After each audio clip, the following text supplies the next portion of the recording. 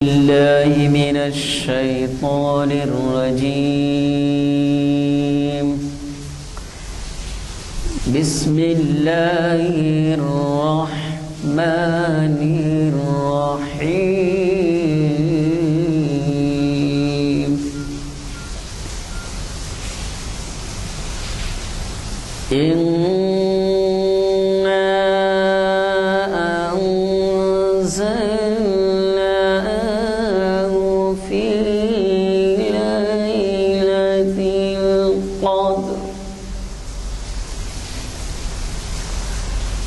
وما أدراك ما ليلة القدر. ليلة القدر خير من ألف شهر. تنزل الملائكة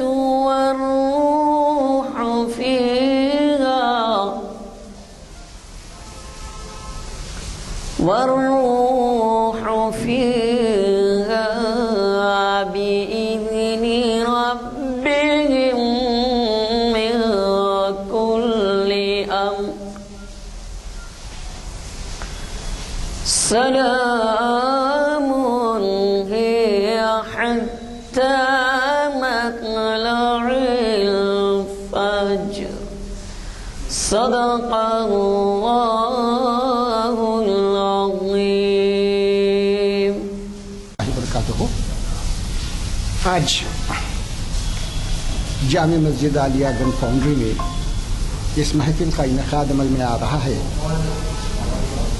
اور اس کو آج ہمارے حیدرآباد کی نامور شخصیت جناب اسلام الدین مجاہد صاحب مخاطب کرنے والے ہیں اور آج کا عنوان ہے واقعہ کربلا کی عصری معنویت. اور یہ 925ویں جو ہے تاریخ اسلام کی نشست ہے اور آج 28 اگست ہم یہاں پہ جمع ہیں. آج کے مقدس صاحب کے تعلق سے میں کچھ زیادہ کہنا نہیں چاہتا کیونکہ یہ حیدرآباد کی مشہور و معروف شخصیت ہیں اور آپ ریاستی علمبردار کے کئی ایوارڈز حاصل کیے ہوئے ہیں اور آپ کی خطابات جو ہے پورے حیدرآباد کے جو ہے اخبارات میں واضح طور پر شائع ہوتے ہیں اور آپ کی جو ہے بڑی اہمیت ہے. آپ اتنے مصروف ترین آدمی ہیں کہ ان کو بھی ہمارے لیے وقت کا نکالنا جو ہے ان کے لیے بڑا مشکل ہے، لیکن خدا کا شکر ہے کہ وہ جو ہے بڑے مہربان ہیں. اتنی بارش اور اتنی جو ہے ٹریفک کی تکالیف کو بھی برداشت کرتے ہوئے وقت پر یہاں پہنچے ہیں. ہم ان کے مشکور ہیں. ہم سب کے لیے صحت کے لیے دعا گو ہیں کہ اللہ تعالیٰ ان کو صحت و عافیت سے رکھے اور ہمارے محفلوں کو اسی طریقے سے جگمگاتا رہا کرے. اب میں آپ کو مبارکباد بھی دیتا ہوں کہ جو ہے اردو اکیڈمی کی طرف سے ریاستی علمبردار اردو کا ہونے کی حیثیت سے آپ کو جو ایوارڈ اور تحفے ملے ہیں، ہم محفل کی جانب سے آپ کو دلی مبارکباد پیش کرتے ہیں. میں جناب مخدر صاحب سے گزارش کرتا ہوں کہ وہ تشریف لائیں.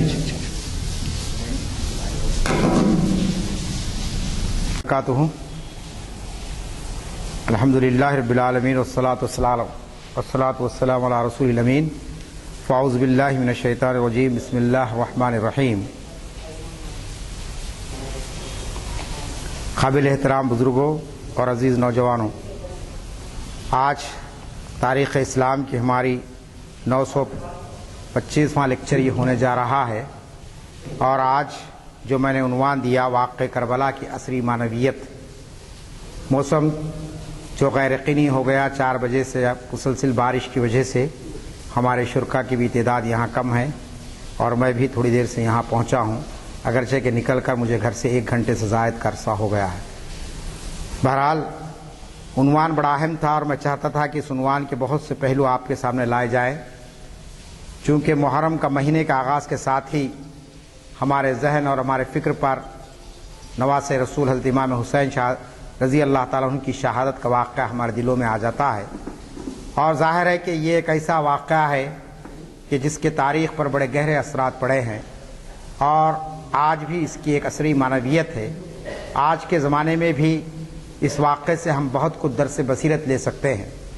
بہت سے ایسے گوشے ہیں جس سے ہم کو معلوم ہوتا ہے کہ امام حسین نے جو شہادت دی ہے وہ صرف 1400 صدیوں پہلے کے لیے نہیں بلکہ آج کی انسانیت کے لیے بھی اس میں بہت بڑا پیغام ہے۔ اسی لیے میں نے عنوان رکھا کہ واقع کربلا کی عصری معنویت، کہ آج اس کی کیا ریلیونس ہے، آج اس کی کیا معنویت ہے۔ جیسا کہ ہم سب جانتے ہیں کہ اسلام کی بہت ساری حقیقتوں کو ہم نے خرافات کی نظر کر دیا ہے۔ ہر معاملے میں ہماری حقیقت چھپ گئی ہے اور خرافات، رسوم و رواج اس میں بہت زیادہ چھا گئی ہے۔ نتیجہ یہ ہوا کہ واقع کربلا کے تعلق سے بھی امت مسلمہ کے اندر بہت سی بری چیزیں اور بہت سی لغویات اس میں آ گئی ہیں۔ گزشتہ جمعہ کو میرا یہیں پر خطبہ جمعہ تھا 10 محرم کے دن، اور میں نے آپ کے سامنے وہ بات رکھی تھی کہ جب میں آ رہا تھا پرانے شہر سے تو ہزاروں مسلمان جن کا تعلق اہل سنت والجماعت سے ہے وہ لوگ بیٹھے ہوئے ہیں، جبکہ جمعہ کا دن ہے، مسجدوں میں رہنا چاہیے تھا، لیکن اپنی بیوی بچوں کے ساتھ گلزار ہاؤس سے لے کر چار مینار اور پھر پورا یاقوت پورا بھرا ہوا ہے۔ کس لیے بھرا ہوا ہے؟ کہ بس کچھ رسوم ہے اس کو ادا کرنا ہے، جبکہ نماز کا حکم ہے، نماز جمعہ ہے، اس کا پورا اہتمام کرنا ہے ہر گھر والے کو، گھر والی کو، لیکن وہ سب چھوڑ کر نکل کے آ گئے ہیں ایک جو ہے نا کسی چیز کے استقبال کے لیے، اور یہ سمجھ رہے ہیں کہ بھائی اس کے استقبال کرنے سے ہماری پوری بلائیں ختم ہو جائیں گی، ہماری مصیبتیں دور ہو جائیں گی۔ تو یہ بات میں نے جمعہ کے موقع پر بھی رکھی، کافی لوگ موجود تھے، تو میں آج بھی وہی بات آپ کے سامنے رکھنا چاہ رہا ہوں کہ امام حسین کی شہادت کو یا واقع کربلا کو لوگوں نے مختلف قسم کی جو ہے نا غلط خرافات میں اس کو ڈال دیا، اور یوم عاشورہ کا جو دن ہے، 10 محرم کا جو دن ہے، اس میں ایسی چیزیں ہم کرنے کے عادی ہو گئے ہیں کہ جس میں آپ دیکھتے ہیں کہ وہاں پر جو ہے نا اس کی کوئی جو ہے نا تعبیر ہم کو نہیں ملتی ہے اسلام سے یا قرآن سے یا نبی کریم صلی اللہ علیہ وسلم کے اسوہ حسنہ سے۔ تو ہم کو چاہیے کہ ان واقعات کو صحیح انداز میں پیش کرنے کی ہم کوشش کریں، امت کے سامنے یہ بات آ سکے کہ شہادت کا واقعہ کیوں ہوا، امام حسین نے آخر کیوں اپنا سر کٹایا، اپنے ساتھ اپنے جانثاروں کی قربانی کیوں دی، اس کی روح کیا تھی، اس کا مقصد کیا تھا۔ جب تک کہ وہ چیز دنیا کے سامنے نہیں آئے گی، لازمی چیز ہے کہ لوگ یہی برے کام کرتے رہیں گے۔ چنانچہ سب سے پہلی بات تو ہمارے ذہن میں رہنی چاہیے کہ اسلام میں شہادتیں بہت ہوئی ہیں، کئی بڑے صحابہ کرام نے اپنی جانیں قربان کی ہے۔ مثال میں آپ کو دوں گا کہ ہمارا جو پہلا دن ہے، سال کا پہلا دن 1 محرم، وہ خود شہادت کا دن ہے۔ حضرت عمر رضی اللہ تعالیٰ عنہ کی شہادت ہوئی۔ آپ جانتے ہیں کہ خلیفۃ المسلمین تھے، وہ دوسرے خلیفہ تھے، اور نبی کریم صلی اللہ علیہ وسلم کے بہت ہی قریبی آپ ساتھی تھے، اور پھر بہت سے معاملات میں آپ نبی کریم صلی اللہ علیہ وسلم کو مشورے دیتے رہے ہیں۔ اور پھر سب سے بڑی بات یہ ہے کہ اللہ کے رسول نے آپ کے لیے دعا کی تھی کہ اللہ عمر بن خطاب کو یا پھر عمر بن ہشام کو اسلام میں داخل فرما۔ ایسی برگزیدہ ہستی کی شہادت ہوئی ہے 1 محرم کو، لیکن مجھے آپ بتائیے کتنے لوگوں کو وہ دن یاد ہے؟ کون حضرت عمر کی شہادت کا یاد مناتے ہیں؟ کوئی دوسرے منائے نہ منائے، لیکن جو لوگ اہل سنت ہونے کا دعویٰ کرتے ہیں، جو خلفائے راشدین سے محبت کا دعویٰ کرتے ہیں، ان کو تو کم از کم چاہیے کہ اس دن کچھ جو ہے سو ہم پڑھے، اپنے بچوں کو حضرت عمر رضی اللہ تعالیٰ کے تعلق سے سنائیں کچھ سیرت ان کی، کیسے بڑے صحابی تھے وہ، 12 لاکھ مربع میل پر انہوں نے اپنی خلافت کے نظام کو قائم کیا، اور جو ہے نا قیصر و کسریٰ جیسی جو اس دور کی جو سپر پاور طاقتیں تھیں اس کو انہوں نے زیر کیا۔ یہ باتیں ہم نہیں سناتے ہیں ہمارے بچوں کو، لہٰذا ان کو یہ معلوم ہے کہ اسلام میں بس ایک ہی شہادت کا واقعہ ہے، وہ امام حسین کا ہے۔ اسی طریقے سے آپ دیکھیں گے کہ حضرت عثمان غنی رضی اللہ تعالیٰ عنہ کی آپ کی بھی شہادت ہوئی 35 ہجری کے اندر، بہت ہی دردناک انداز میں ظالموں نے آپ کو جو شہید کیا۔ خلیفۃ المسلمین کو شہید کرنا کوئی معمولی بات ہے؟ تو ان کی شہادت اور ان کی قربانیاں امت کو کوئی یاد نہیں ہے کہ حضرت عثمان غنی رضی اللہ عنہ کی شہادت کب ہوئی، کیسے ہوئی، کن حالات میں ہوئی۔ پھر آپ دیکھیں گے حضرت علی رضی اللہ تعالیٰ عنہ، ان کو بھی شہید کیا گیا حالت نماز میں، ان پر حملہ ہوا۔ تو یہ آپ کو معلوم ہونا چاہیے کہ اسلام میں شہادت کا بہت بڑا مرتبہ ہے، بلکہ صحابہ کرام دعا کرتے تھے کہ اللہ ہم کو شہید کی موت دے، ہم کو ایسی موت دے جو گھر میں آرام اور اطمینان کے ساتھ ہو۔ اب معاملہ امت کا الٹا ہو گیا ہے، اب ہم یہ چاہتے ہیں کہ صاحب کوئی آزمائش نہ آئے، کوئی پریشانی نہ آئے، زندگی اچھی گزر جائے اور موت بھی آسانی کے ساتھ ہو جائے، پورے بیوی بچے اطراف میں رہے ہمارے، پورا بینک بیلنس وغیرہ ہر چیز سب کے برابر کر دی جائے، اس کے بعد اللہ میاں بلا لے ہمارے کو۔ لیکن جو صحابہ کرام کی زندگیاں تھیں وہ تو ہمیشہ تیار رہتے اللہ کے راستے میں۔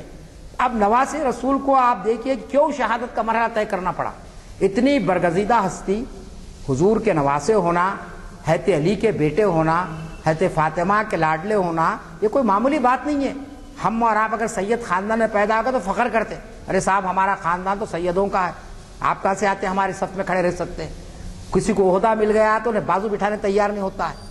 لیکن یہاں آپ دیکھیں کہ اتنا بڑا مقام اور مرتبہ حضرت امام حسین کا، آخر کیا وجہ تھی کہ آپ کربلا کو آئے؟ کیا وجہ تھی کہ آپ یزید کی فوج سے ٹکرائے؟ اور کیا حالات تھے کہ جس میں آپ کو نکلنا ضروری تھا؟ آج آپ تقویٰ کے معنی کیا سمجھ رہے ہیں کہ صاحب گھر میں بیٹھ جائیے، کوشہ نشین ہو جائیے، تہجد پڑھ لیجئے، توبات اللہ کر لیجئے، اور گھر کے سامنے برائی ہو رہی، بینڈ بج رہا، باجا بج رہا، مشرکانہ عقائد ہو رہے، اور آپ اپنے تقوی کو خراب نہیں کرنا چاہتے، گھر میں بیٹھے ہوئے رہتے ہیں۔ تو یہ تقویٰ نہیں ہے۔ تقویٰ امام حسین نے بتایا کس کو کہتے ہیں، متقی کون ہوتا ہے، مجاہد کون ہوتا ہے، اور اسلام کے لیے اس کے تقاضوں کی تکمیل کیسے کی جاتی۔ امام حسین چاہتے تو مسجد نبوی میں بیٹھ جا سکتے تھے اطمینان کے ساتھ، ذکر کرتے ہوئے، اذکار کرتے ہوئے، بھائی اتنا پڑھ لو جنت ہے، اتنا پڑھ لو دوزخ سے نجات ہے، اتنا پڑھ لو اللہ کا دیدار ہو جائے گا۔ یہ ساری چیزیں حضرت امام حسین کو معلوم تھی، ایسا کہ نہیں معلوم تھا نہیں۔ لیکن آپ نے اتنا نازک اور اتنا کٹھن مرحلہ کیوں طے کیا؟ اس لیے طے کیا مختصر الفاظ میں کہ آپ دنیا کو یہ پیغام دینا چاہتے تھے۔ کیا پیغام؟ کہ حالات کتنے ہی سنگین کیوں نہ ہو، اہل حق کا فریضہ ہے کہ وہ نظام باطل کے خلاف میں ڈٹ جائے، نظام باطل سے پنجہ آزمائی کرے۔ نظام باطل کیا تھا کہ یزید نے قبضہ کر لیا تھا خلافت پر، سلطنت قائم کر لی تھی، اس نے بادشاہت قائم ہو گئی تھی، کیونکہ اسلام میں باپ کے بعد بیٹے کو حکومت دینا لازمی نہیں ہے۔ قابلیت ہوگی، صلاحیت ہوگی، سارے مسلمان مل کر کہیں گے کہ صاحب ہم ان کو خلیفہ بناتے تو اوکے ٹھیک ہے۔ لیکن اگر صرف اس بنیاد پر کہ باپ خلیفہ تھے لہٰذا میں اس کا حقدار بن جاؤں گا، اس کی جو ہے نا اسلامی اجازت نہیں ہے۔ چنانچہ آپ جانتے ہیں کہ نبی کریم صلی اللہ علیہ وسلم کی شہادت کے بعد، آپ کی دنیا سے گزرنے کے بعد، آپ دیکھتے ہیں کہ حضرت ابوبکر، حضرت عمر رضی اللہ تعالیٰ عنہ، حضرت عثمان غنی رضی اللہ تعالیٰ عنہ، پھر اور حضرت علی رضی اللہ تعالیٰ عنہ، ان سب کو مسلمانوں نے اپنے طور پر منتخب کیا تھا۔ کوئی خاندان کی بنیاد پر اس منصب پر نہیں آئے تھے، لیکن یزید خاندان کی بنیاد پر آ گئے۔ تو یہ موروثیت کا آغاز ہو رہا تھا، باپ کے بعد بیٹا، بیٹے کے بعد اس کا بیٹا۔ تو امام حسین نے یہ دیکھا کہ یہاں نظام باطل آگے بڑھ رہا ہے، لہٰذا آپ اس کے خلاف میں ثابت قدمی کا مظاہرہ کیے۔ اب کیا ثابت قدمی کا مظاہرہ کیا آپ نے یہ کہا کہ یہ جو نظام باطل ہے، اس طریقے جو انتخاب ہوا ہے، یہ جو ہے نا اسلام کا مزاج نہیں ہے۔ اسلام کا مزاج تو یہ ہے کہ مسلمانوں کا سارے لوگ مل کر خلیفہ کو منتخب کرے، لہذا آپ نے محسوس کیا۔ پھر دوسری بات یہ تھی کہ جو اس وقت کے ذمہ دار عہدوں پر آگے تھے، بڑے بڑے عہدیدار، وہ لوگ ظلم کا رویہ اختیار کیے ہوئے تھے، جبر کا رویہ اختیار کیے ہوئے تھے، اور امام حسین محسوس کر رہے تھے کہ ایسے وقت جب کہ ظلم بڑھ رہا ہے، جبر بڑھ رہا ہے، اور خلافت کے بجائے موروثیت، خاندانی نظام آ رہا ہے، تو آپ نے یہ طے کیا کہ بہرحال اس معاملے میں گوشہ نشینی کو چھوڑ کر میدان عمل میں آنا چاہیے۔ یہ ایمان کا تقاضا ہے۔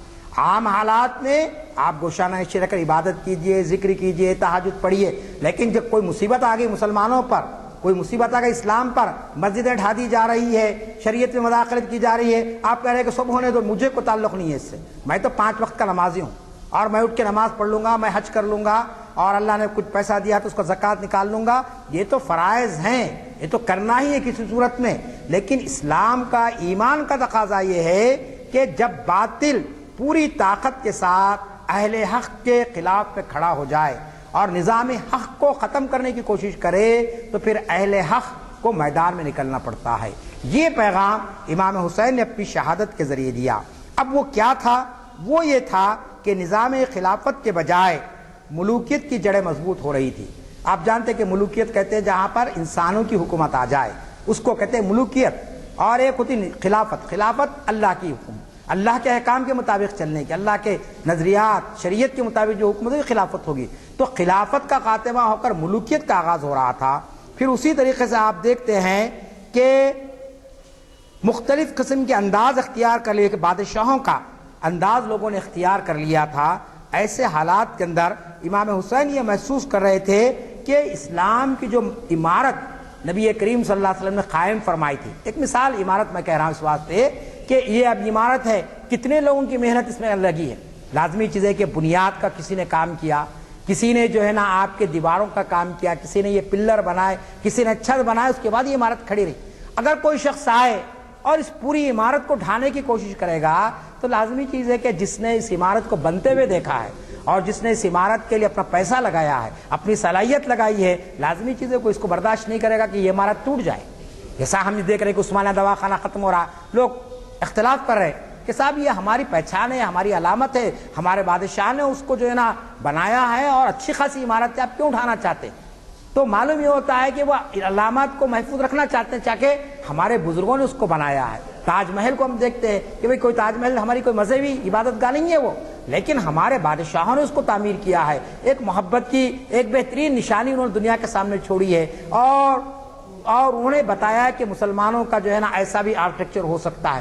اب باطل طاقت اس کو ختم کیوں کری کہ وہ مسلمانوں کی نشانی ہے، اس کی خوبصورتی کو وہ مانتے ہیں، اس کی پائیداری کو وہ مانتے ہیں، لیکن مسلمانوں کی نشانی ہے، ہم مسلمان کو دیکھنا نہیں چاہتے، لہٰذا اس عمارت کو بھی ہم ڈھا دیں گے۔ تو آپ یہ جو اینٹ اور گارے کی عمارتیں ہیں، اس سے ہماری اتنی محبت ہے، تو اسلام کی عمارت جو ہوتی ہے وہ کتنی مضبوط ہوگی۔ اسلام کی عمارت کے معنی اس میں شریعت ہے، اس میں کیسے زندگی گزارنے کا نظام بتایا گیا۔ اس عمارت کو ڈھایا جا رہا تھا، کس انداز میں کہ صاحب بیت المال ہے مسلمانوں کا، مسلمانوں کا پیسہ ہوگا، مسلمانوں کی ضرورتوں کے لیے کام آئے گا، غربا میں تقسیم کیا جائے گا، مساکین میں تقسیم کیا جائے گا۔ بیت المال کا غلط استعمال ہو رہا تھا۔ اسی طریقے سے آزادی رائے اسلامی نظام کی بنیاد ہے کہ ہر شخص کو بولنے کی آزادی دی جائے۔ خلیفہ وقت بھی ہے تو اس کا بھی کام تھا کہ وہ لوگوں کی باتوں کو سنے۔ وقت نہیں ہے کہ میں تفصیل میں جاؤں۔ حضرت عمر رضی اللہ تعالیٰ عنہ خطبہ دے رہے ہیں کھڑے رہ کر، لوگ سامنے بیٹھے ہوئے، پوری مسجد بھری ہوئی ہے، ایک شخص اٹھا اور اس نے کہا کہ اے خلیفۃ المسلمین، میں آپ کا خطبہ نہیں سنوں گا جب تک کہ آپ یہ نہیں بتائیں گے کہ یہ جبہ آپ نے جو پہنا ہے، اتنا کپڑا تو بیت المال سے آپ کو نہیں ملا تھا کہ آپ اتنا لمبا جبہ سلا سکے۔ حضرت عمر نے کہا کہ اس کا جواب میں نہیں دوں گا، میرا بیٹا دے گا۔ بیٹے نے کھڑے ہو کر کہا کہ یقیناً آپ کا سوال صحیح ہے، لیکن میرے حصے میں جو کپڑا آیا تھا میں بھی اپنے والد کو وہ کپڑا دے دیا، جس کی بنیاد پر دونوں کے کپڑے ملائیں کی وجہ سے والد کا جبہ اتنا لمبا ہوا۔ اب آپ بتائیے ایسا سوال آج کے زمانے میں کوئی کر سکتا ہے؟ ایک معمولی گلی کے لیڈر سے آپ سوال کر کے دیکھیے کیا حال ہو جاتا آپ کو۔ گھر میں نہیں رہ سکتے آپ، یا تو جیل خانے میں رہیں گے یا پھر دواخانے میں رہیں گے، ہڈیاں توڑ دیے جائیں گے آپ کے۔ ہم سے سوال کیا تو یہ آپ کو معلوم ہونا چاہیے کہ یہ مزاج ہے، اس مزاج کو اسلام نے ختم کیا اور وہ عمارت آپ نے قائم فرمائی۔ امام حسین دیکھ رہے تھے کہ سوال یعنی آزادی رائے ختم ہو گئی، بیت المال کے پیسے کا ناجائز استعمال ہو رہا ہے، اور پھر خلیفہ کا کام تھا خیر کے کاموں کی طرف لوگوں کو بلانا اور برائیوں سے روکنا۔ پورے خلفاء کو دیکھ لیجیے آپ، حضرت ابو بکر، حضرت عمر رضی اللہ تعالیٰ عنہ، حضرت عثمان غنی، حضرت علی رضی اللہ تعالیٰ عنہ، یہ چاروں خلفاء راشدین آپ دیکھیں گے انہوں نے خیر کو آگے بڑھایا۔ خلافت کے نظام میں ایسا خیر کو آگے بڑھایا کہ کوئی شخص کسی کے یعنی ایسا کام نہ کرے جو شر کا ذریعہ بنے، جو برائی کا ذریعہ بنے۔ وہ چیزیں جو حرام ہے وہ تو ختم کر دی گئی تھی، شراب کا پینا تو ممنوع تھا ہی تھا، کوئی اور کام جو حرام ہے وہ تو تھے، لیکن چھوٹی موٹی برائیوں کو پنپنے نہیں دیا جاتا تھا۔ لیکن جیسے جیسے یزید کی خلاف نظام آیا، برائیاں بڑھنے لگی اور خیر کے کام کم ہونے لگے۔ تو یہ ساری چیزوں کو سیرت نگاروں نے لکھا کہ اس سے اسلام کی جو عمارت تھی وہ عمارت میں رخنے پڑنے لگے، وہ بنیاد کمزور ہونے لگی کہ لازمی چیزیں خیر کا کام رک جائے گا، بیت المال کا غلط استعمال ہوگا، آزادی رائے ختم ہو جائے گی۔ انتخاب کا جو طریقہ ہے جو اللہ کے رسول نے قائم فرمایا کہ مسلمان اپنے آپسی مشورے سے خلیفہ کا انتخاب کریں گے، اس کا خاتمہ ہو گیا تھا۔ ایسے حالات کے اندر امام حسین نے یہ طے کیا، ایسے وقت اسلام کو نئی حرارت دینا تھا، چنانچہ آپ نے ایسے لوگوں کے ہاتھ پر بیعت نہیں کی، کوئی لڑائی جھگڑا نہیں کیا امام حسین نے، جب یزید کی خلافت کا اعلان ہو گیا تو آپ جانتے کہ امام حسین نے دعویٰ نہیں کیا کہ میں خلیفہ بن جاؤں گا، آپ نے کہا کہ خاموش اختیار کی، لیکن یزید کی طاقتیں، اس کے جو حواری تھے وہ یہ چاہ رہے تھے کہ امام حسین بھی حضرت یعنی آپ کے یزید کے ہاتھ پر بیعت کر لے، اور امام حسین نے کہا کہ میں بیعت نہیں کروں گا۔ کیوں نہیں کروں گا؟ کہ جس طریقے سے خلیفہ کا انتخاب ہونا چاہیے تھا اس طریقے سے خلیفہ کا انتخاب نہیں ہوا ہے، لہٰذا میں بیعت نہیں کروں گا۔ یہ آپ کا اختلاف تھا، تو انصاف کا تقاضا کیا تھا کہ خاموشی اختیار کر لی جاتی، آپ کو چھوڑ دیا جاتا۔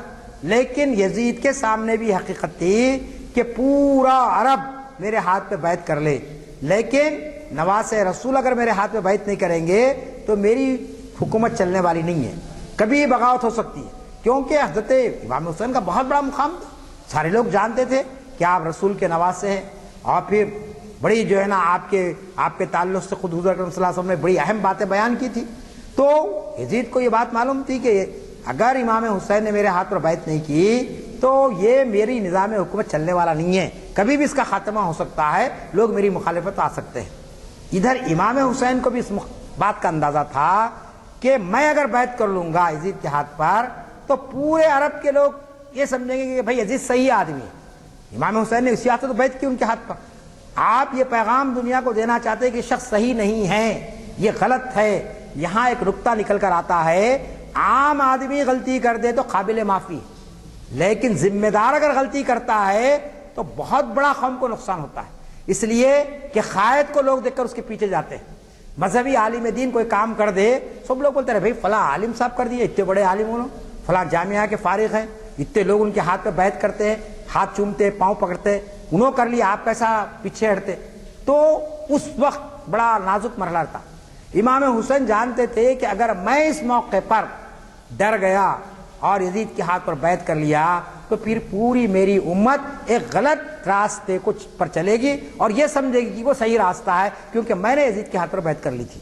تو یہ دونوں طرف حقیقتوں کو سمجھنے والے لوگ تھے، یزید بھی آپ کے مقام اور مرتبے کو جانتا تھا اور امام حسین بھی جانتے تھے کہ میری اس وقت کیا ذمہ داری ہے، اور اس وقت اگر میرے قدم لڑکھڑائیں گے اور میں کسی لالچ کا شکار ہو جاتے امام حسین، کسی دباؤ میں آ جاتے، تو لازمی چیز ہے کہ آج اسلام جس روح کے ساتھ ہمارے سامنے موجود ہے یہ باقی نہیں رہتا۔ لوگ کہتے ہیں کہ امام حسین کی شہادت ٹھیک ہے، ایک واقعہ ہے، اس سے کیا سبق ملا؟ اس سے سب سے بڑا سبق یہ مل رہا ہے کہ اسلام اپنی اصلی حالت میں آپ کو نظر نہیں آتا۔ کیوں؟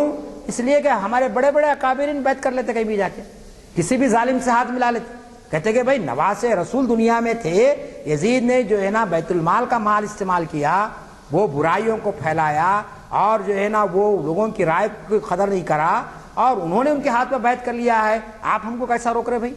ہم بھی جو ہے نا آمنا صدقنا بولتے آ رہے ہیں اس کی حکومت کو، ہم بھی جو ہے نا مشرکین کی حکومت کی تائید کرتے ہیں۔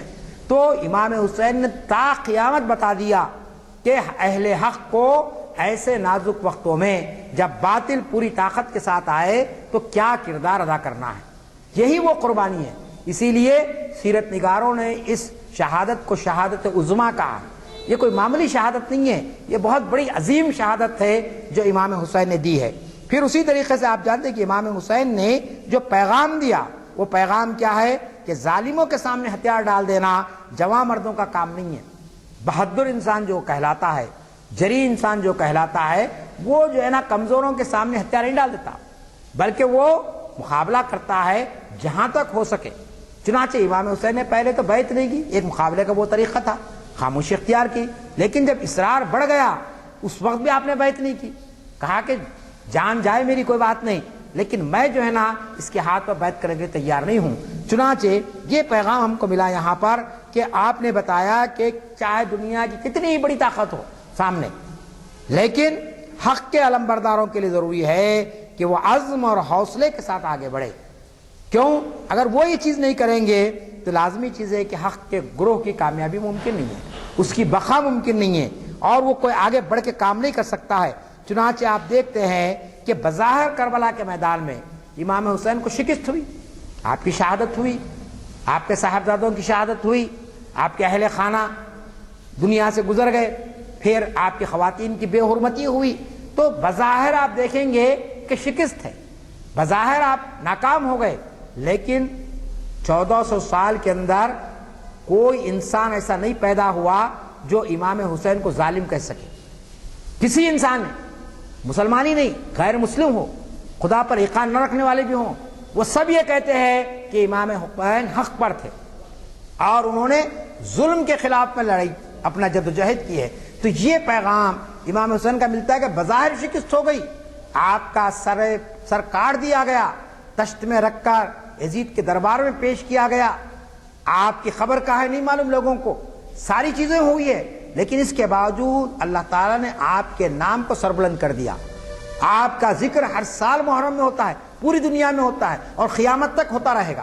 ایک طبقہ اگر امام حسین بہت زیادہ اپنا یہ کرتا ہے، ثابت کرنے کی کوشش کرتا ہے کہ ہم حسین کے چاہنے والے ہیں، تو ہم یہ نہیں سمجھیں گے بھائی وہ ہی ہے، پوری انسانیت حسین کی چاہنے والی ہے. اسی لیے کسی شاعر نے کہا، جوش ملیح آبادی نے شاید، انسان کو ہوش میں تو آنے دو، ہر شخص پکارے گا ہمارے ہیں حسین. تو یہ امام حسین کا کارنامہ ہے کہ انہوں نے پوری انسانیت کو یہ پیغام دیا کہ آپ جو ہے نا کبھی جو ہے نا حالات سے نہ گھبرائے، نہ پریشان ہو، بلکہ آپ پوری ہمت اور حوصلے کے ساتھ کام کریں.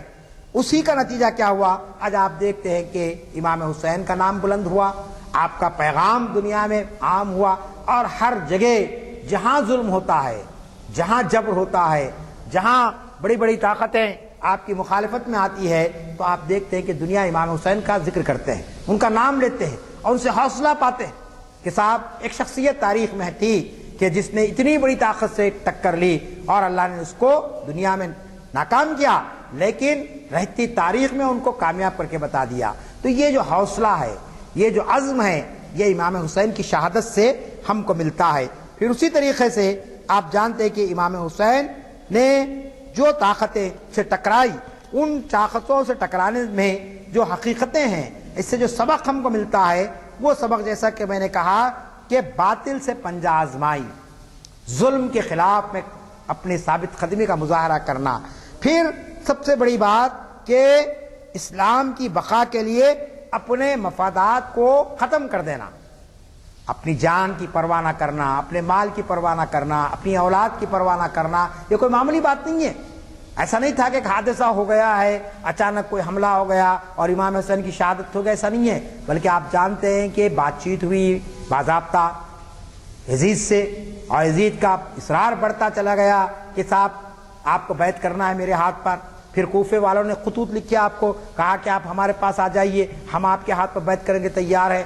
پھر نتیجہ ہے کہ آپ مدینے کو چھوڑے، نکل کے گئے، کوفہ پہنچے بھی نہیں، راستے میں آپ کو گھیر لیا گیا. وہی مقام ہے جو کربلا ہم جو کہتے ہیں، وہ مقام جہاں پر یزیدی فوج نے آپ کو روک لیا، کہا کہ اب آپ اس سے آگے نہیں بڑھ سکتے ہیں. چنانچہ وہاں رکنے کے بعد 2 محرم سے لے کر 9 محرم تک آپ کا وہاں قیام رہا باضابطہ، اور جو خطبے آپ نے دیے، جو تقاریر آپ نے کی، غیر معمولی تقاریر اس کے اندر، اس سے بھی ہم کو جو پیغام ملتا ہے وہ ایک قسم کا پیغام کہ جس کے اندر آپ دیکھتے کہ موت سامنے کھڑی ہوئی ہے، لیکن اس کے باوجود آپ کے قدم جو ہے نا ڈگمگائے نہیں. اگر ہم کو یہ معلوم ہو جائے کہ بھئی کوئی چیز ہونے والی ہے، زلزلہ آنے والا ہے شہر کے اندر، تو کیا حال ہوتا ہے؟ پورا شہر ہیبت کی شکار ہو جاتا ہے، لوگ گھروں سے نکل جاتے ہیں، آبادیاں خالی ہو جاتی ہے. تو یہ آپ کو معلوم ہے ایسی کوئی خوف اور ایسا کوئی آپ کے پاس رنج نہیں تھا. چنانچہ امام حسین نے اپنے یعنی معمولی مفادات کے لیے آپ نے اسلام کو قربان نہیں کیا. آپ جانتے تھے کہ اس وقت مجھے قربانی دینا ہے. کس کے لیے قربانی دینا ہے؟ ایک عظیم مشن آپ کے سامنے تھا، ایک عظیم مقصد آپ کے سامنے تھا، اور وہ عظیم مقصد کیا تھا؟ کہ اللہ کے دین کی حفاظت کرنا. دین تو باقی رہ سکتا تھا. لوگ سوال کرتے کہ بھئی اگر امام حسین کی شہادت نہیں ہوتی تو کیا دین ختم ہو جاتا تھا؟ دین رہتا تھا، لیکن دین کی روح ختم ہو جاتی تھی، دین کی اسپرٹ ختم ہو جاتی تھی، دین کی جو اصل جو تعلیمات ہے وہ ختم ہو جاتی تھی. ایک رسم کے طور پر رہتا تھا دین. نمازیں پڑھ لیتے تھے لوگ، آج آپ دیکھ رہے پڑھ رہے لوگ. سعودی عرب کے اندر بادشاہ جیسا بولے ویسا خطبہ ہونا ہے، بادشاہ جو بولے وہ کرنا ہے. اور انہی کے مقابل میں آپ دیکھیں ایک جیوٹ قوم ہے، کس طریقے سے بڑی 2 سپر پاور طاقتوں کو اس نے شکست دے دی، اور کس طریقے سے اس نے اعلان کیا کہ ہم جو ہے نا اسلام کے لیے اپنی جان دینے کے تیار ہیں، اور انہوں نے ثابت کر دیا. تو یہ آپ کو معلوم فرق ہے، وہاں بھی اسلام ہے، یہاں بھی اسلام ہے. لیکن کتنا بڑا فرق آپ 2 طرف دیکھ رہے ہیں کہ مقدس سرزمین میں آپ دیکھ رہے ہیں کہ پکچر ہاؤس کھل گئے ہیں، ناچ گانے ہو رہے ہیں، اور وہاں پر مختلف قسم کی واہیات کام ہو رہے، اور بڑے بڑے علماء اور بڑے بڑے خطیبوں کو بولنے کی اجازت نہیں، حق بات بولنے کی، اور اسی کے بالمقابل ایک قوم ہے جو آپ جانتے ہیں کہ جدید ٹیکنالوجی سے بھی اتنی واقف نہیں ہے، دنیا پوری ان کی ایک دشمن بنی ہوئی ہے، اور پھر ان کے پاس کوئی سہولتیں بھی نہیں ہیں، لیکن اس کے باوجود اسلام کے پرچم کو لے کر کھڑے ہوئے۔ تو یہ اسلام کی ایک تعبیر میں نے آپ کے سامنے دی، وہ بھی اسلام ہے، یہ بھی اسلام ہے، لیکن کتنا فرق ہے۔ تو یہی ہوتا اگر امام حسین شہادت نہ دیتے، کہ اسلام تو رہتا، قرآن تو رہتا محفوظ کاغذوں کی شکل میں، لیکن قرآن کی تعلیمات معاشرے میں آپ کو نظر نہ آتی، حق بولنے والے موجود نہ رہتے، حق کا علم اٹھا کر چلنے والوں میں ہمت باقی نہ رہتی۔ آج امام حسین کی شہادت نے حوصلہ دیا۔ آج ہمارے پاس ہمارے اپنے ملک کے اندر تقریباً میں نے کہا اس سے پہلے جمعہ میں بھی یہاں پہ کہ 400 لوگ مارے گئے ماب لنچنگ کے نام پر۔ قصور کیا تھا؟ مسلمان، انہوں نے کہا کہ ہم مسلمان ہیں اور کچھ نہیں تھا، اور تلوار ان کے گردن پہ رکھی بھی گئی تو انہوں نے کہا کہ نہیں ہم تو مسلمان ہیں، ہم کلمہ پڑھنے والے، آپ جان لے لیجئے، آپ کچھ بھی کر لیجئے ہم کو۔ انہوں نے جانیں دے دی اپنی۔ تو یہ حوصلہ کہاں سے ملا؟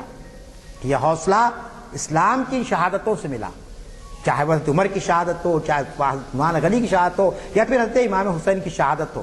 یہ شہادتیں وہ جذبہ پیدا کرتی ہے کہ جس کی بنیاد پر آپ شریعت پر چلتے بھی ہیں، شریعت کا تحفظ بھی کرتے ہیں، اور اس کی سربلندی کے لیے اپنی جانوں کی قربانی بھی کرتے ہیں۔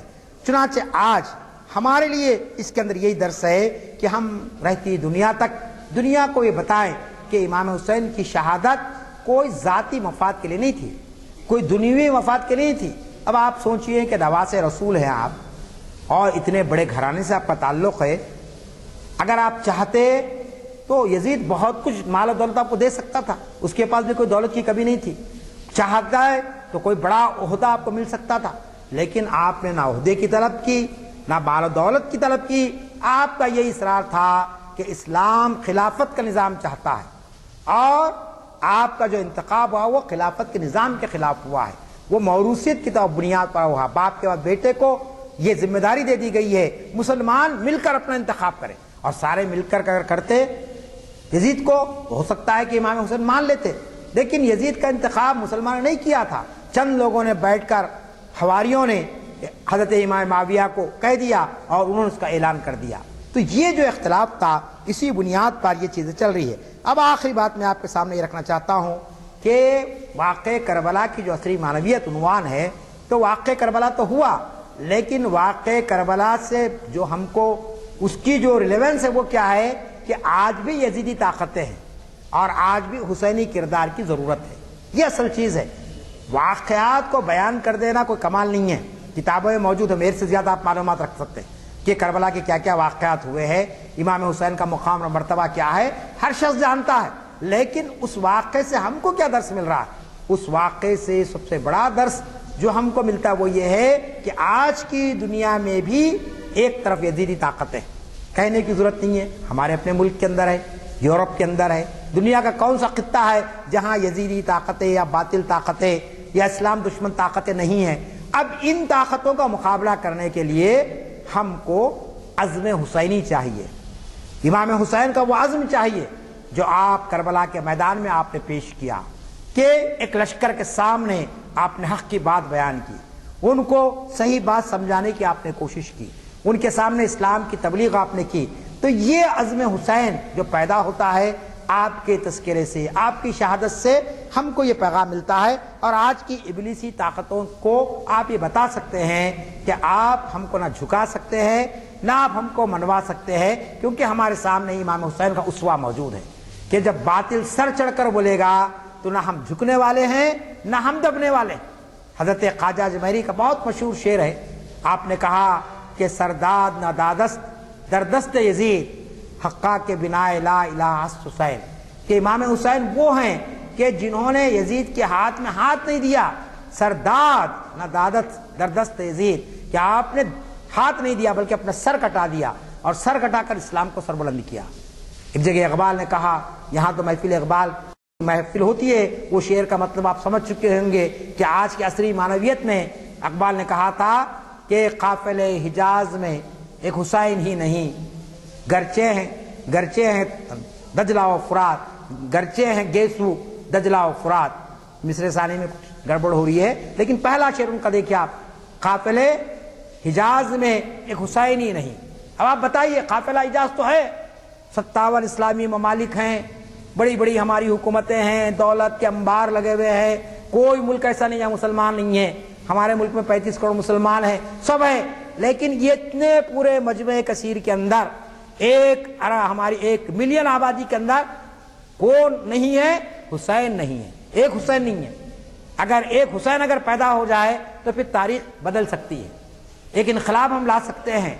سب لوگ نام لیتے ہیں حسین کا, سب لوگ حسین سے عقیدت کا اظہار کرتے ہیں, مجالس پڑھی جا رہی ہے, نوحے پڑھے جا رہے ہیں, مرثیے لکھے جا رہے ہیں, مسلمان بھی کربلا کے محافل منعقد کرتے ہیں, سب چیز ہو رہی ہے. زبان سے عقیدت کا تو بہت اظہار ہو رہا ہے, لیکن عملی طور پر حسین کا کردار کا نظر آ رہا آپ کو. باطل کے سامنے کھڑے رہ کر حق کی بات کرنا, باطل کو باطل کہنا, کیا یہ طاقت ہمارے اندر ہے؟ یہ جرأت ہمارے علماء میں ہے؟ یہ دانشوروں میں یہ حمیت باقی رہی کہ وہ یہ کہہ سکیں کہ یہ غلط ہے؟ نہیں کہہ سکتے ہیں. کیوں کہ قافلہ حجاز میں ایک حسینی نہیں.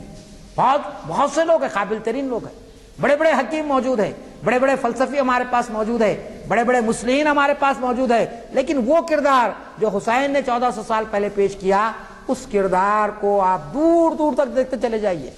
ہندوستان سے نکل کے پاکستان, پاکستان سے نکل کے ایران, ایران سے نکل کے سعودی عرب, پوری طرف چھان مار لیجئے, کہیں پر بھی اس کا پرتو آپ کو نظر نہیں آئے گا.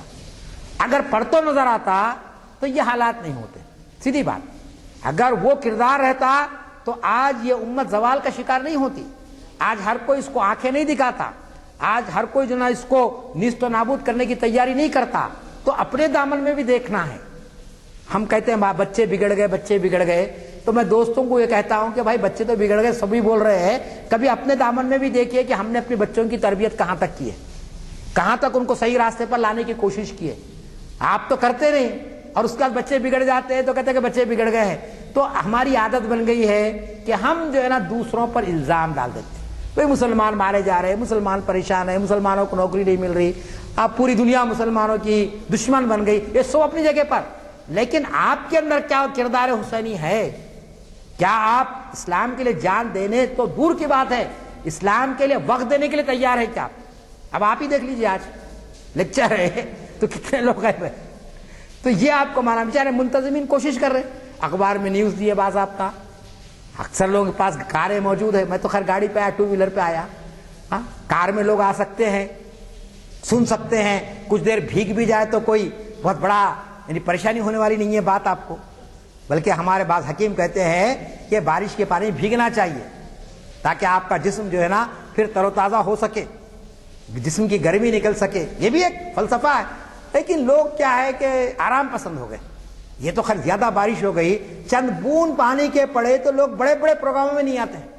ارے کیوں نہیں آئے؟ بولتے نہیں بھائی سمجھا, ابر آ گیا تھا نا, میں بارش ہوتی سمجھا. تو میں نے کہا بابا آپ عالم الغیب بھی بن گئے اس کے معنی, یعنی بارش ہوتی سمجھا, اس واسطے میں نہیں آیا. وعدہ کر کے نہیں آتے لوگ. تو یہ آپ کو معلوم ہے ہماری سہولت پسندی, ہماری آسائش پسندی لازمی چیزیں ہم کو وہ دن دکھا رہی ہے جس کو ہم دیکھنا نہیں چاہتے. لیکن جیسا سورج نکلتا ہے تو ہر ایک کو دیکھنا ہے, اسی طریقے سے ہم کو اپنے اعمال اللہ میں دنیا میں بتا رہا کہ تمہارے اندر وہ کردار نہیں رہا, وہ اسلامی کردار, وہ صحابہ کرام کی زندگیاں, وہ امام حسین کی قربانی کا وہ جذبہ ہمارے پاس نہیں رہا. صرف جذبہ ہو تو اللہ کی مدد آتی ہے, صرف خواہش ہو تو اللہ کی مدد ہمارے ساتھ آتی ہے. لیکن اس کے لیے بھی ہم تیار نہیں ہوتے ہیں. نماز مغرب کا وقت قریب ہو رہا ہے, تو میں آپ سے یہ کہنا چاہتا ہوں کہ آج بھی ابلیسی طاقتیں ہیں, آج بھی یزیدی طاقتیں موجود ہیں. آج ضرورت ہے کہ ہم امام حسین کی شہادت کو اس کے اصل روح کے ساتھ دیکھنے کی کوشش کریں, اصل پیغام کو اس کے سمجھنے کی کوشش کریں. کیونکہ اسلام کا کوئی واقعہ یاد رکھ لیجئے بغیر پیغام کے نہیں ہے. عید بھی ہے تو ایک پیغام ہم کو دیتی ہے, روزے بھی ہیں تو ایک پیغام ہے اس کے اندر, زکوٰۃ بھی ہے تو ایک اس کے اندر میسیج ہمارے اندر ہے. حج کو ہم جاتے ہیں لاکھوں روپے خرچ کر کے, اس کے اندر بھی ایک پیغام ہے, عالمی اخوت کا پیغام. آپ بتائیے اگر حج کا اللہ میاں حج نہ رکھتا فریضہ اسلام کے طور پر, کیا یہ دنیا کے سارے مسلمان ایک جگہ مل سکتے تھے؟ ہم کیا جان سکتے تھے کہ افریقہ کے لوگ کیسے ہوتے ہیں؟ ہم کیا جان سکتے کہ امریکہ کے لوگ کیسے ہوتے ہیں, ان کے اندر دین کا کتنا جذبہ ہے؟ جو لوگ حج کو گئے ہیں جانتے ہیں کہ سارے لوگ رنگ اور نسل اور زبان اور علاقہ سب بھول جاتے ہیں وہاں پر، اور سب ایک ہی میدان کے اندر عرفات کے میدان میں کھڑے ہوئے ہیں۔ تو یہ جو آپ کو جذبہ ملتا ہے عالمی اخوت کا، وہ ایک منظر ہمارے سامنے آتا ہے حج کے ذریعے سے۔ ایک منظر ہم کو زکوٰۃ کی ادائیگی سے آتا ہے کہ غربت کا خاتمہ کرنا ہے۔ زکوٰۃ کا نظام نہیں ہوتا تو لازمی چیزیں کتنی غربت پھیل جاتی ہے ہمارے پاس، ہر آدمی اپنے مال کو جمع کر کے رکھ دیتا، لیکن جو مومن ہے اس کو معلوم ہے کہ یہ مجھے نکالنا ہے، ورنہ یہ کل میرے دوغ بنے گا عذاب کا۔ یعنی اللہ میاں کیا کہا ہے کہ جنہوں نے زکوٰۃ ادا نہیں کی وہ مال ان کے لیے کل دوزخ کے اندر ایک سونے کا یعنی وہ بن جائے گا، ہار بن جائے گا، آگ کا علاوہ بن جائے گا، اور اس میں اس کو ڈال دیا جائے گا۔ تو ہر آدمی فکر مند ہوتا ہے کہ نہیں بھائی نکالنا چاہیے، کوئی کسی سے پوچھنے کی ضرورت نہیں ہوتی ہے، بلکہ آج تو لوگ پوچھ کر کہہ رہے ہیں، ہم سے خود پوچھتے ہیں کہ بھائی میرا اتنا مال ہے، کتنی زکوٰۃ مجھے نکالنا چاہیے۔ تو یہ جذبہ کہاں سے آیا؟ یہ دراصل روح ہے اس کی، اسلام کی روح ابھی باقی ہے۔ اگر روح ختم ہو جاتی تو لوگ انجان ہو جاتے، حج کو نہیں جاتے۔ ارے کہاں جاؤ بھائی، 2 لاکھ روپے خرچ کر کے 3 لاکھ روپے خرچ کر کے وہی پیسے کام آتے۔ اب بعض دانشور شروع کرے تھے بیچ میں، اللہ کا شکر ہے کہ وہ مسئلہ ختم ہو گیا۔ بعض عجیب و غریب قسم کے لوگ معاشرے میں پیدا ہو جاتے ہیں، انہوں نے کہا کہ بھئی کووڈ ہو گیا ہے اور فلاں ہو گیا ہے، لہذا جو پیسہ ہے جو حج کو جانے کا پیسہ ہے وہ آپ غریبوں میں تقسیم کر دیں۔ علماء نے اس پر بڑا یہ کیا، اور کرنا بھی چاہیے، کیونکہ حج ایک اسلام کا رکن ہے، زکوٰۃ اسلام کا رکن ہے، نماز اسلام کا رکن ہے، اور دوسرے ارکان جو ہے وہ ارکان تو ہمیشہ رہنے والے ہیں قیامت تک۔ آپ اس پیسے کو لے کر غریبوں میں کیوں دینا چاہتے ہیں؟ آپ دوسرے پیسے سے غریبوں کی مدد کیجیے، آپ کے پاس اور پیسہ ہے تو مدد کیجیے آپ۔ لیکن حج کے پیسے کو کسی اور مصرف کے لیے استعمال کرنے کی بات کرنا اور لوگوں کو راغب کرنا، یہ کیا ہے؟ اسلام کی روح کو ختم کرنا ہے۔ یاد رکھ لیجیے، اسلام کی روح کو ختم کرنے والی بات ہو جاتی ہے اگر کسی شخص کو آپ یہ کہہ رہے ہیں کہ بھائی آپ حج کو مت جائیے، وہ پیسے ہم کو دے دیجئے، ہماری آرگنائزیشن یہ کام کر رہی ہے۔ ایسا کبھی ہم نہیں کرنا چاہیے، کیونکہ وہ فرض ہو جاتا ہم پر۔ اتنا مال جتنا ہے اس کے بعد آپ پر حج فرض ہو گیا، آپ کو وہ ادا کرنا ہے کسی بھی حال میں۔ زکوٰۃ کا معاملہ ہے 2.5% آپ کو ادا کرنا ہے، اس کے بعد آپ دیجئے یا مت دیجئے وہ آپ کی مرضی ہو جاتی ہے۔ تو اسی طریقے سے میں یہ کہنا چاہتا ہوں کہ اسلام کی روح کو امام حسین نے باقی رکھا۔ اگر آپ یہ شہادت کی منزل سے نہیں گزرتے تو لازمی چیز ہے کہ اسلام کی روح باقی نہیں رہتی، اسلام صرف رسموں کا ایک مجموعہ بن کر رہ جاتا، اور حق بات کہنے والے آپ کو ڈھونڈنے سے بھی نہیں ملتے۔ کوئی شخص حق کے لیے کھڑا نہیں ہوتا اور حق کا بول بالا نہیں ہوتا۔ اسی لیے کہا گیا کہ جو لوگ اللہ کے راستے میں شہید ہوتے ہیں، سورہ بقرہ کی آیت آپ نے بار بار سنی ہوگی کہ جس میں کہا گیا کہ جو لوگ اللہ کے راستے میں شہید ہوتے ہیں وَلَا تَقُولُوا لِمَنْ يُقْتَلُ فِي سَبِيلِ اللَّهِ أَمْوَاتٌ، کہ جو لوگ اللہ کے راستے میں شہید ہوتے ہیں ان کو مردہ مت کہو، بلکہ وہ کیا ہیں؟ وہ زندہ ہیں، تم ان کا شعور نہیں رکھتے ہیں۔ تو اللہ تعالیٰ شہید کو زندگی دیتا ہے اور ابدی زندگی عطا کر دیتا ہے، اور ایسی حیات جاویدہ ان کو عطا کرتا ہے کہ جس کا ہم تصور نہیں کر سکتے ہیں۔ لہٰذا میں آپ سے آج کے اس نشست کے اندر یہی بات آپ کے سامنے زور دے کر کہنا چاہتا ہوں کہ واقعہ کربلا کو آپ ایک قصے کے طور پر مت پڑھیے، صرف ایک خدا نخواستہ کوئی ناول نہیں ہے، ایک کردار ہے امام حسین کا ناول میں، بس اس کو پڑھ لیا جائے، نعوذ باللہ۔ یہ ایک ناول کا کوئی کردار نہیں ہے، بلکہ انسانیت کو راستہ دکھانے والا ایک ماڈل ہے، ایک نمونہ ہے، اور ایک آئیڈیل ماڈل ہے۔ امام حسین ایک مثالی نمونہ ہے انسانیت کے لیے کہ ظلم کے خلاف کیسے کھڑے ہونا چاہیے، ناانصافی کے خلاف کیسے کھڑے ہونا چاہیے۔ تو یہ جو حقیقت ہے اس کے اندر ہے، اور اس کے اندر جو بصیرت کا جو پیغام ہے اس کو ہم عام کرنے کی کوشش کریں۔ میں اللہ تعالیٰ سے دعا کرتا ہوں کہ اللہ تعالیٰ ہمارے اس آنے کو، یہاں پر بیٹھنے کو اللہ تعالیٰ قبول فرمائے، اور اس کے ذریعے سے ہمارے اندر وہ جذبہ پیدا فرمائے کہ جو امام حسین نے رہتی دنیا تک کے لیے اپنی اس عظیم شہادت کے ذریعے دیا ہے، تاکہ امت مسلمہ پھر ایک مرتبہ امامت کے اور قیادت کے منصب پر آ سکے۔